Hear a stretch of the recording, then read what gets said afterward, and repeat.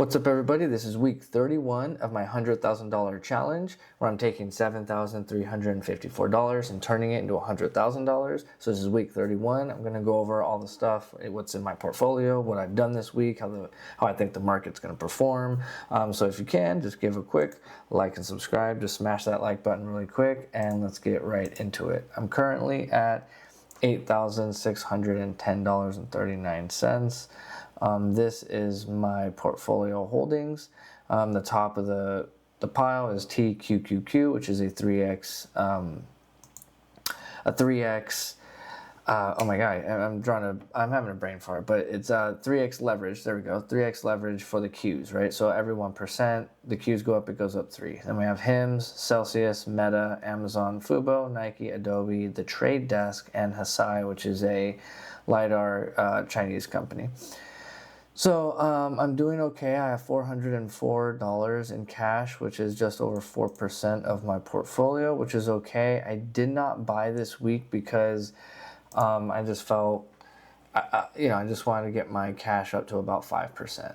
I wanted to get it up. I feel okay with my positions right now. Nothing I feel like I just need to buy right now. I want to buy a little bit more of Celsius. I want to buy some Trade Desk and Adobe. There's definitely some I want to buy more, but I'm going to build this cash portfolio, the cash position, just a little bit more, and I only do $50 a week. So it's, I have to be, I'm very diligent on that. There might be a time where I put in $200 in a week, just if I see a massive crash happening. But as of now, I'm just doing $50 a week. So $404 is about 5%, or it's under 5%. So I want to get to 450. But depending on how much my portfolio grows, it could continue to be a low percent. And that's also the thing too, right? If I continue to deposit, but my portfolio grows and grows and grows, my cash isn't going to catch up as fast. So I do have to keep that in mind and just start buying stocks anyway. So my $100,000 challenge, I'm on week 31, $8,610.39. I am, the weekly change was, I went down almost 1%. Against the goal, I am minus 12%, but since June 2nd, I'm up 17%, but that is including the $50 deposits. If you exclude those $50 deposits, I am down about negative 1.27%. Oops, and I forgot to change this. This is going to be 1, 2. So... And on the 2nd, that is when I ended this week 31. So as of now, this is the AAII Sentiment Investor Survey. We haven't changed. We've been just bullish for the last, full month. Even into November, we're bullish because we kind of dropped a little bit. So we're starting to get a little bit bullish at the end of November. And they still haven't changed their special question of the week at passive investing, so there's no reason to go through that. But it's really interesting to see how many bulls went away, or how many bears went away, right? We have only 27 compared to 34. The bulls, we went up 5%. I say we because I'm always bullish, fairly bullish, but this was a 7, almost 8% difference, right? So people went, all to the bulls basically, right? Or neutral. No one went over to the bears at all. We're here in the neutral. This is the CNN Fear and Greed Index. We are here in the neutral spot. This is where I kind of saw us kind of staying around this spot until something happens. We have to get some kind of news. It's either going to be earnings, or we could just get something that happens, right? All it takes is Donald Trump to tweet something and say something, and all of a sudden the stock market can go up or down. But as of right now, we don't have a whole lot on the dock right now. So, it's interesting. But look, this is where we're at. We're at a fear. Market momentum is at fear, right? Stock price fear. But then neutral and volatility. We're close to fear here, right? We're at the very back end of neutral. So you could say we're getting close to fear. Who knows what happens, right? We're always having some dips, and who knows when this next dip is going to be. But when others are fearful, that's when you need to be greedy. When others are greedy, you can be fearful. So don't be too scared when others are being fearful. Now, I do want to check out trade view, and see, this is the heat map of the last year. Since this is my first video of 2026, I kind of wanted to show how 2025 went. And so these are all the different industries and everything, and the different companies and how they performed over the last year. So Nvidia, a big dog, that one went up pretty big, about 40%. Broadcom, about almost 50%. Google was the big winner chicken dinner at 65%. Meta underperformed. Actually, what's crazy is Tesla performed better than Meta. Tesla performed 12%. Meta performed 10%. Now, this is including the last one trading day, right? We did have one trading day because today is the second. I'm recording this on the second. The second is a Friday. The markets were closed on the first. So technically, this is including the first day of 2026 and not including the first day of 2025. But I think we all kind of get the point, right? And then as you can see, as you get closer to the lower market cap, you start getting into a lot of red, right? And this is actually interesting on how the big dogs really took the gains, and as the smaller you go, the more red it gets, right? In every single one. And that's usually how it is, right? I mean, the bigger market caps are gonna kind of perform well and better. But it's kind of interesting that it's really like that in almost every single one, right? I mean, over here we have a few, and it's not as obvious as something like this, right? As a finance, or over here technology, right? It's clear the big dogs took over. Right, you have Palantir, IBM, Netflix, Meta, Oracle, Microsoft, Google just dominating, and then everyone else is basically in the red. You have AppLovin, CrowdStrike, EA Sports that went private, right? Yeah, EA Sports went private. Take-Two Interactive.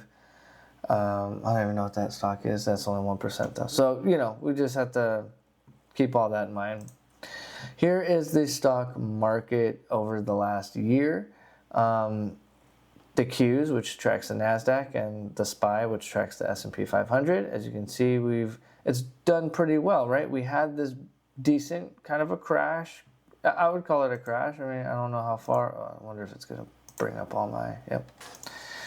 Here we go. So this was a 20% chart, right? So I would say that's kind of a crash. When you start reaching 20 to 25%, that's considered a crash. And we did. There was, all the tariff scare and everything. It really dropped the market heavily and quickly. It took just a month and a half to drop 20%, which is pretty insane.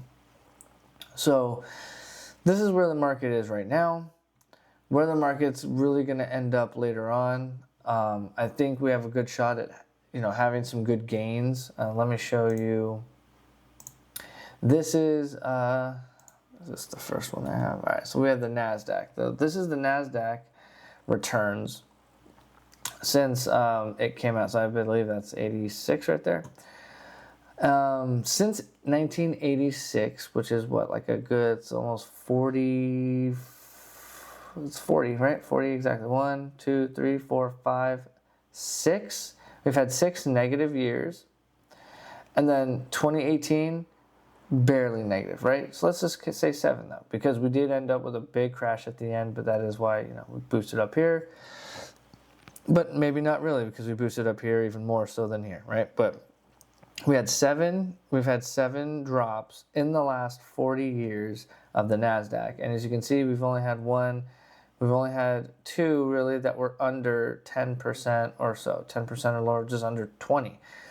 When the NASDAQ drops, it drops significantly for the year, right? I mean, look at these, almost 40%. This is probably a good 30, 35%, almost 40. This is a 40+%, and here is about 36% in 2022.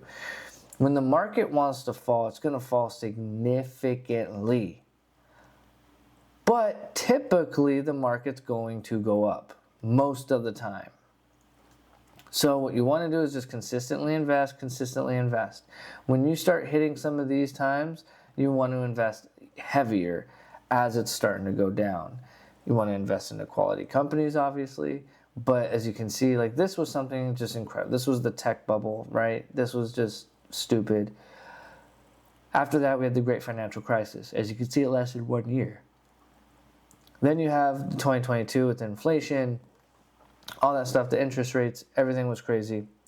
You know, we're kind of getting over the COVID, right? Because this was COVID, right? The whole world shut down, and yet it was the best stock return in the last, looks like 10 years, right? In the last 1, 2, 3, 4, 5, 6, 7, 8, 9, 10. COVID year, the year of COVID, gave us the best stock performance in the last 10 years from that date. So, you know, there was something going on, obviously, with the economy, and they were pumping money into it, and the world went crazy, and so we had a horrible 2022.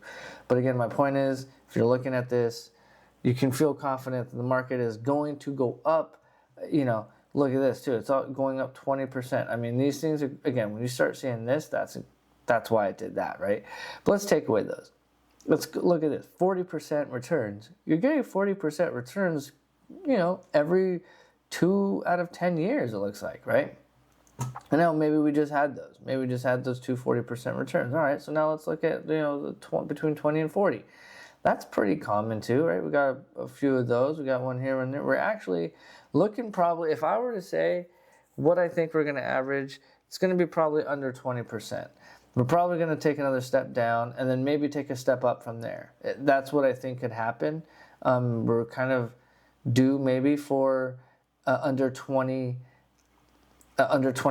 gain. But this is one thing I want people to keep in mind, because this is something I thought of recently. Since Robinhood, and you know, Robinhood came out with no commissions, that changed the whole game. I used to do, I still have Thinkorswim, and it used to be TD Ameritrade, but I used to have to pay. I used to have to pay $5 for every single trade, and it was very frustrating. And then Robinhood came out, and I liked the charts. I liked the way I could do everything better with Thinkorswim and TD Ameritrade. But the no commissions on Robinhood? Of course. So what I was doing was I was doing all my charts, all that stuff, everything with, you know, and had my account with TD Ameritrade. I had my money in Robinhood. I had a little bit in TD Ameritrade, but I had most of the money in Robinhood, but I was using TD Ameritrade and Thinkorswim platform for all the charts and doing all that. Once they went to no commission, I just put everything into Thinkorswim, TD Ameritrade, and got out of Robinhood, because Robinhood just does not seem as easy and professional. It's just not. So what I think happened, though, is that changed the landscape of stock market investing. It became a gamble. Now you can bet on a company, short-term, long-term, whatever you want, for free, in a way, right? Whatever money you're putting up, obviously, is at risk. But it just changed everything. Sports gambling has boosted so much. So to see these numbers, right, on how big they've boosted every single year since, this is when Robinhood came out, basically, right? Robinhood came out around this time. I was using it kind of when it first initially started booming big in 2014, 2015. And then right here, 2017, 2018, even though we're down, it was crazy volatile. We dropped 30% at the very end of the year. And then ever since then, we've been at 20% plus. So, and this is just the NASDAQ, right? I mean, if I look at, this is the S&P 500, you know, obviously way longer history, you know, and you can see this has had some bigger, you know, let's go over here. It's had bigger swings than the NASDAQ, in the sense of, like, it just has a longer time frame. So you could see that there's been some real volatile periods economically that really shook the market, that made it jump up a lot. So when you look at this, you might look at this and actually not think too much of all of this, right? But I do believe that the market is being more volatile, more heavily traded. I believe the market is being a lot more heavily traded. I mean, back here, they were doing like paper, you know, trading. It was not the same as it is today. It's the ease is the way it is, how easy it is just not the same. So I do expect, I'm starting to really think that we're going to be seeing between 10 to 20% returns almost every single year. Almost every single year, we should be seeing either 10 to 20% returns minimum, or between 10, at least more than 10% drops, right? Because we're going to see, or we could have something like this 2018 where we were doing really well and then we dropped and it kind of ended the year a little, 5%, maybe it looks like 4. But my point is, I do expect the average years to look more like this now, rather than kind of like this, right? It's going to look just a little bit heavier, or heavier to the downside. That's just my opinion. Now, this is what kind of the returns over the years, but I just went over that over the bar graphs, so I don't really need to show so much of this. But if you see 2022, 32%, right?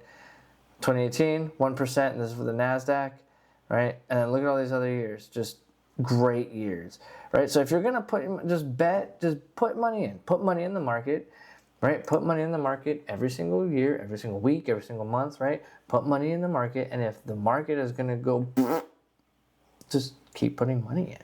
And you're going to be buying at really good prices, because odds are the market's going to continue to go up the year after, even bigger, a lot bigger.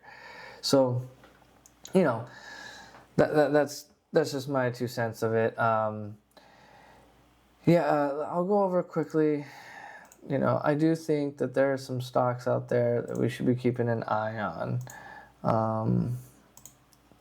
I think HIMS is one that we should be looking at. It's kind of dropping. It's dropped now really significantly low. It's dropped now under the peak of one of its latest ones, right? This one was a real big one, but it jumped up so high, then it dropped back down, but it also reached that point again. So I kind of consider that, the real latest peak. But this one was a big one too, where it went boom and then bounced, and then it kind of stayed consistently over that, right? It really consistently stayed over this $35 mark, but now it's dropped under it. It's at 33.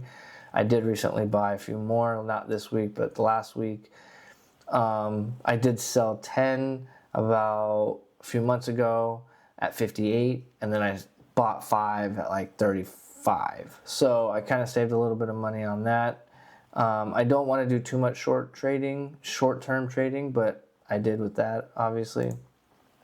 Fubo, that thing is just headed down right now, and I don't know why. I have a feeling something's going to boost this thing up. It has to, because their numbers are going to be so much better with the Disney deal, the Hulu deal. TQQQ has a lot of potential. I just went over, I just had a video about how if you put $1,000 in TQQQ, you can become a millionaire. It's true. The math is just math. Doesn't mean that that's how it's going to actually return from this point on. No, it doesn't. But mathematically, from 2017 to the beginning of the IPO, it has consistently returned a 40% compounding interest rate. So at that rate, if you take $1,000 and put it into TQQQ and you get a 40% compounding interest rate, you're looking at being a millionaire in 21 years. Now that's just off $1,000, right? Just off $1,000. 21 years seems a long time, but if you start with $1,000, that's fine. And I also did the math if you bought at all the highs, right? Not at the lows, and not if you're buying when it starts to drop down and you're buying consistently, right? So if you get on a plan and you buy something consistently, you can do very well. At the same time, TQQQ is very volatile. I mean, when you look at this thing, it dropped 80% in 2022. That's insane. It dropped 80% in 400 days, and it took 973 days to get back. It took over double that time to get back. So yes, you will lose some money eventually. At some point, this thing drops hard. The latest one this year, 59, almost 60% in 47 days. Right now, it came back. It took over double that amount of time, but it went up 143%. So again, if you're buying here, yeah, you lost some money, but if you continue to buy, you'll end up making money. So TQQQ is always on my watch to look, or always on my watch to buy. Always on the watch to buy. The Trade Desk, I really like this one. The setup, 72% over the last year. When you look at the stock, it's always gone up. It's gone up pretty significantly ever since the IPO in 2017. Had some problems, of course, in 2022, as with a lot of people did. And then they had the recent rollout of their AI, I think it's called Kakai, or I forgot exactly how to say it. But their new rollout didn't work as well. Didn't go as well. But now everyone's kind of getting back onto it. 85% of their clients now have it as their default. So 72% out of the last year, I believe everyone has now, you can't tax loss harvest now. It's the end of the year, or it's the beginning of the next year. So all the tax loss harvesting is done, I believe. Hopefully this is the bottom right here. Mid-December, I bought, I think probably right around here. Yeah, currently it is not doing so well, but I think this is a good stock to watch. Celsius as well. Celsius went down about 77%. I bought around here. It is now currently down about 50% from the high of May of 2024. So we're going on almost 2 years now of being down 50%, and this business has so many good things going on with it. I'll do another video about it because it's pretty cool. This is AutoZone. What's interesting, something to watch, because it might be something where you don't get a chance to buy in a long, it's a decade type of opportunity. Right now, AutoZone is down 25%. AutoZone is down 25%, and it usually does not go down 25%. When you look at their chart right here, it went down 40% right there, 23 and 38 right there. But that was, during, that was COVID, right? That was, this was at the end of 2019 and in 2020, and then of course COVID hit and just dropped it really significantly, right? Then over here was 2016, and it dropped 38%. But usually it's not dropping that much. Right here, about 20%, but that was in 2009. So it had a few moments where it dropped significantly, and all it did was just boom after that, right? Obviously, again, this is COVID, but it boomed after. It's boomed after every single big drop. What is this? That's 15. I'm not going to do it. So we are now at a 24% drop. You've now cut the company's value by a quarter. So AutoZone might be something that people want to look at. I'm not going to look at really that much, but that was kind of interesting to see. Netflix has dropped pretty significantly as well from its peak. It's dropped about 30%. So you've taken almost a third away from their market cap and their value just since July of this year, right? And obviously we had that fall in the beginning of the year where everything kind of crashed, but they came right back. They just shot right through the ceiling, and then after that continued to fall. So Netflix is down 30% from the peak. Very interesting. Chipotle, looking at 45% over the last 560 days. So almost 2 years, a year and a half, right? So Chipotle is an interesting one. It was down 56%, 55%, now it's down 45%. That's an interesting one to watch. Costco, again, down almost 20%. Now Costco, I think, is even more so like AutoZone, right? It's just consistently going up and up and up. Here, this was 2022, and what's crazy is in 2022, it doesn't have the same chart as a lot of other businesses and stocks have, right? A lot of 2022 is just straight down. Went down and then went up, down, up, and right. So they kind of stayed a little bit more consistently throughout 2022, but now it's on a 20% drop, which is very interesting. I have not gone through the numbers and exactly why it's fallen, but it is now, at 20%. So that's a very interesting stock to look at. Adobe, as you know, I am currently watching that one at 47%, falling over the last 702 days. That's 2 years, right? 2 years now since January 31st, basically, of 2024. So this thing has just been on a just downpour. This thing has just not been having any momentum. It had a little bit right there, and that was all it really had. So yeah, down 47%. Great business model, great numbers. I use it all the time. So, and Nike, again, this is like a real once in a generational opportunity. I mean, you could have bought Nike at these same prices in 2015, which is pretty crazy to think that some people maybe have bought in 2015. Like, I'm just going to let it ride. And they're literally looking at their portfolio and like, what just happened? I put $1,000 into Nike, $1,000 into Nike in 2015. You know what $1,000 would have got me in Amazon? $1,000 would have got me in Meta. $1,000 in all this stuff. What they could have had.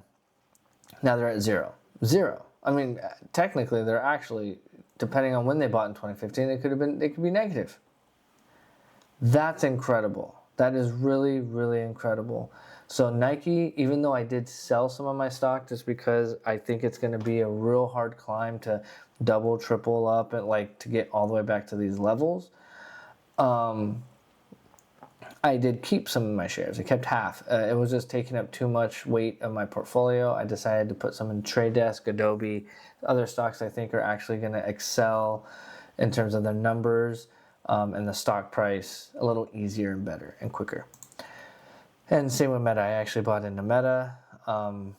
Meta's one to kind of watch for. It's dropped 25% towards the end of the year, and it hasn't really gained much momentum. It was one of the weaker stocks when you see it over the year. It was 10%, Again, it did beat Netflix. It was under Oracle. It barely beat Apple, right? Obviously lower than NVIDIA, AMD, Micron, all these other ones. Microsoft beat it, which you're not, it depends. Microsoft can be, so you're not thinking of it as too big of a fast grower, right? The market cap is so huge. NVIDIA is a different beast, right? You're thinking NVIDIA and Microsoft are totally different. Microsoft is definitely more software, like the Trade Desk. So yeah, that's those are all the stocks. That's all my 2 cents. I definitely went a little too far, a little too much into this. But thank you for watching. I really appreciate it.